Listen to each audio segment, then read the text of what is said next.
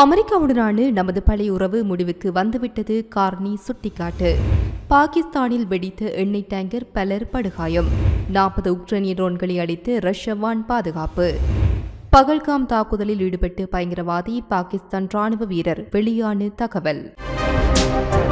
இதற்கு முன்னர் நீங்கள் உங்களுடைய சேனலை தினமும் பார்வையிடும் பார்வையாளரா அல்லது புது பார்வையாளரா என்பதை கீழே இருக்கும் கமெண்ட்ஸ் பக்கத்தில் மறக்காம பதிவிடுங்க. அத்துடன் முதன்முறையாக எங்களுடைய சேனலை பார்வையிடுகிறீர்கள் என்றால் சப்ஸ்கிரைப் பண்ணி உங்கள் ஆதரவை வழங்குங்க. வாங்க காணொளிக்குள் போகலாம்.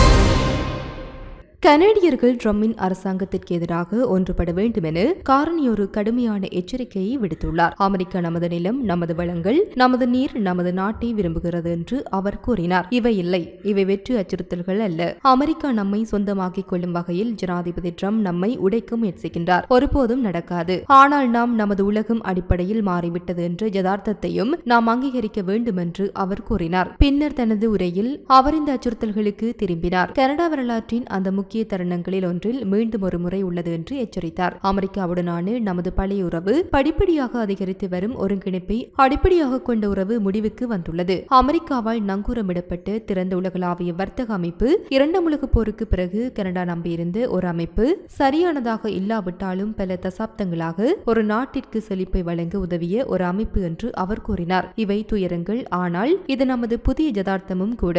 நாம் முடிந்துவிட்டோம். அமெரிக்க தூதரகத்தின் அதிர்ச்சியை நாம் கடந்து விட்டோம். ஆனால் நாம் ஒருபோதும் பாடங்களை மறந்துவிடக் கூடாது. நாம் நம்மை கவனித்துக் கொள்ள வேண்டும். எல்லாவற்றிற்கும் மேலாக நாம் ஒருவரை ஒருவர் கவனித்துக் கொள்ள வேண்டும் என தெரிவித்துள்ளார்.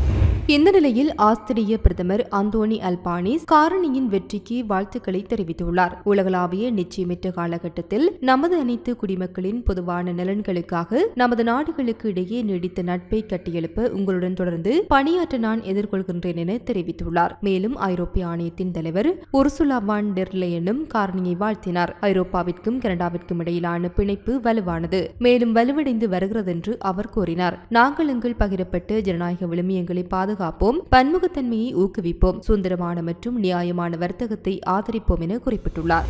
பாகிஸ்தானின் தென்மேற்கு பலுசிஸ்தான் மாகாணத்தில் நேற்றைய தினம் எண்ணெய் டேங்கர் வெடித்ததில் குறைந்தது ஒருவர் உயிரிழந்துள்ளார் மற்றும் 40க்கும் மேற்பட்டோர் காயமடைந்தனர் என்று காவல்துறை மற்றும் அரசு அதிகாரிகள் தெரிவித்தனர். மாகாணத்தின் நோஷ்கி மாவட்டத்தில் ஒரு லாரி கிடங்கில் நிறுத்தப்பட்டிருந்த எரிபொருள் டேங்கர் தீப்பிடித்ததில் இந்த சம்பவம் நிகழ்ந்தது. இதன் விளைவாக வெடிப்பு ஏற்பட்டு அருகில் நின்ற பலர் காயமடைந்தனர் என்று நோஷ்கி மூத்த காவல் கண்காணிப்பாளர் காஷி மோமெண்ட் சின்குவாவிடம் தெரிவித்தார். காயமடைந்தவர்களில் காவல்துறையினர் மற்றும் தீயணைப்பு வீரர்கள் அடங்குவதாகவும் அவர்கள் நிலைமையை நிர்வகித்து தீயை அணைக்க சம்பவ இடத்திற்கு வந்துள்ளதாகவும் காயமடைந்தவர்கள் அருகிலுள்ள மருத்துவமனைகளுக்கு மாற்றப்பட்டுள்ளதாகவும் அவர் கூறினார். மருத்துவமனை வட்டாரங்களின்படி குறைந்தது 16 பேர் ஆபத்தான நிலையில் உள்ளனர். சிலர் 70 முதல் 80% வரை தீக்காயங்களால் பாதிக்கப்பட்டுள்ளனர். பலத்த காயமடைந்தவர்கள் சிறந்த சிகிச்சைக்காக மாகாண தலைநகர் குவெட்டாவிற்கு மாற்றப்படுகின்றார்கள். தீ மிகவும் தீவிரமாக இருந்ததால் சம்பவ இடத்தில் இருந்து தீயணைப்பு வாகனமும் தீயணைப்பு வீரர்களும் கடுமையாக காயமடைந்ததாக பலுசிஸ்தான் செய்தி தொடர்பாளர் ஷாஹித் ட்ரெண்ட் உள்ளூர் ஊடகங்களுக்கு தெரிவித்தார். மாவட்டத்தில் உள்ள அனைத்து மருத்துவமனைகளிலும் அவசர நிலை பிரகடனப்படுத்தப்பட்டுள்ளது. இந்த சம்பவம் துரதிருஷ்டவசமானது மற்றும் விசாரணைகள் நடத்தப்பட்டு வருகின்றன என்று ட்ரெண்ட் குறிப்பிட்டுள்ளார். ரஷ்ய வான் பாதுகாப்பு அமைப்புகள் கடந்த இரவு 40 உக்ரைனிய ட்ரோன்களை அளித்தன. அதே நேரத்தில் நேற்று மாலை முதல் 91 ட்ரோன்கள் சுட்டு வீழ்த்தப்பட்டன என்று ரஷ்ய பாதுகாப்பு அமைச்சகம் என்று தெரிவித்துள்ளது. கடந்த இரவில் வான் பாதுகாப்பு அமைப்புகள் 40 உக்ரைனிய நிலையான இறக்கை ட்ரோன்களை அளித்தன.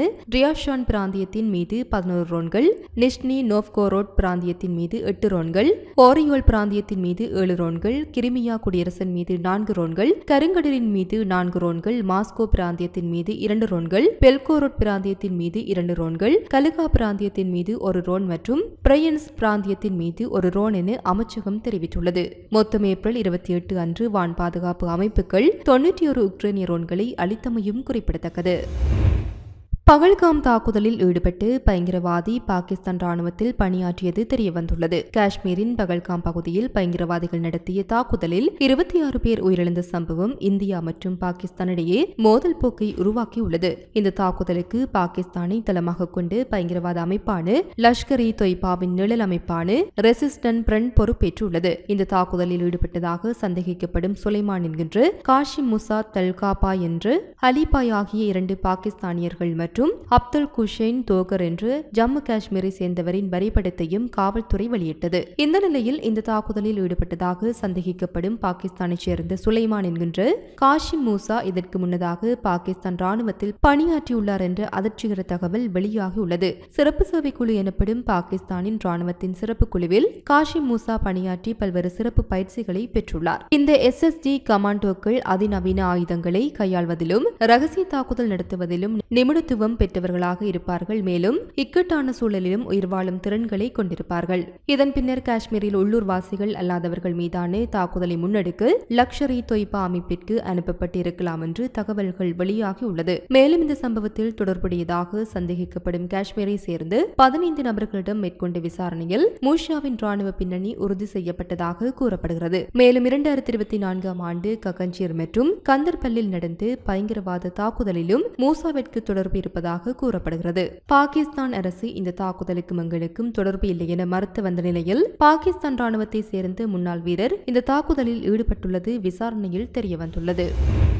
கத்தார் ஏர்லைன்ஸ் விமானத்தில் பிரேக் கோளாறு காரணமாக பயணிகள் அலறிய நிலையில் பத்திரமாக தரையிறக்கப்பட்டனர். நேற்று அதிகாலை தோகோவிலிருந்து சென்னை சர்வதேச விமான நிலையத்திற்கு வந்து கத்தார் ஏர்லைன்ஸ் விமானத்தின் பிரேக் சிஸ்டத்தில் ஏற்பட்ட திடீர் கோளாறு காரணமாக பரபரப்பான சூழ்நிலை நிலவியது. 314 பயணிகள் மற்றும் 12 விமான ஊழியர்களுடன் வந்து இந்த விமானத்தை விமானி தனது சாதுரியமான நடவடிக்கையால் பத்திரமாக தரையிறக்கினார். கத்தார் நாட்டின் தலைநகரான தோகோவிலிருந்து கத்தார் ஏர்லைன்ஸ் பயணிகள் விமானம் நேற்று அதிகாலை சென்னை விமான நிலையத்தை நோக்கி வந்து கொண்டிருந்தது. திட்டமிட்டபடி அதிகாலை 2:40 மணிக்கு விமானம் தரையிறங்க தயாரான போது விமானி மேற்கொண்ட வழக்கமான சோதனையில் விமானத்தின் பிரேக் சிஸ்டம் திடீரென செயலிழந்தது தெரியவந்தது. உடனடியாக இந்த கிரிட்டிக்கல் இஷ்யூஸ் குறித்து சென்னை விமான நிலைய கட்டுப்பாட்டு அறை அதிகாரிகளுக்கு தகவல் தெரிவிக்கப்பட்டது. விமானியின் தகவலை அடுத்து சென்னை விமான நிலைய அதிகாரிகள் உடனடியாக அவசர கால தரையிறக்கத்திற்கான ஏற்பாடுகளை துரிதமாக மேற்கொண்டனர். ஓடுபாதையில் தீயணைப்பு வண்டிகள், மருத்துவ குழுவினர் மற்றும் மீட்பு படையினர் தயார் நிலையில் நிறுத்தப்பட்டனர்.